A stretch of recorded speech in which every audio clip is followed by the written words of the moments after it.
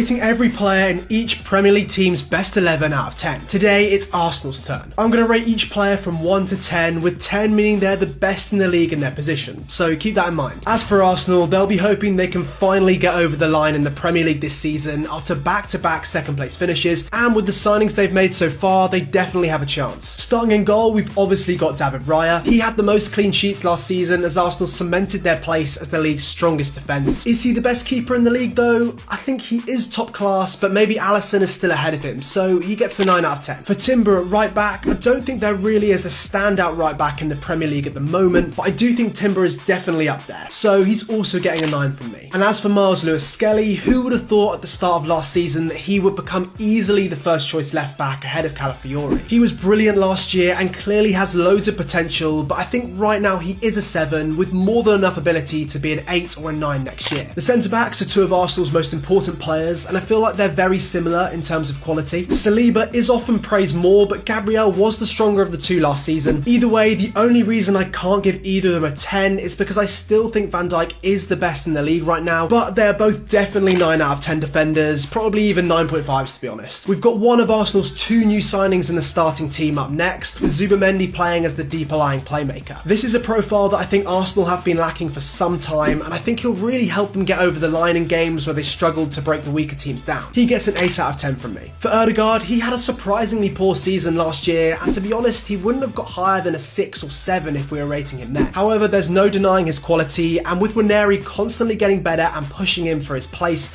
I'd back him to be much better this season. He also gets an 8. Completing the Arsenal midfield is Declan Rice. He's become an elite box-to-box player, and there's an argument to say that he's the best in the league in that role. For now though, I have to give him a 9, but he could and maybe should be a 10. Speaking of top players, Arsenal's talisman Bukayo Saka will obviously start on the right, and as much as I want to give him a 10, Salah does still exist, so he gets a 9. Next up is their new big money signing, Victor Gyökeres. I'm actually really conflicted with this rating, because if you come back to me in a few months, I could be very wrong. But right now, although I think he will definitely score goals, I don't know if it will be the 20 plus goals needed for Arsenal to win the league, which is kind of why they bought him. He's a great player, but I'm going to give him an 8 right now. But finally, Martinelli is on the left, and he is a player that I do think Arsenal really need to upgrade. Whether that's Eze or even Rodrigo, although that seems pretty unlikely, he is a squad player at best for me, and that's why he gets a 7 out of 10.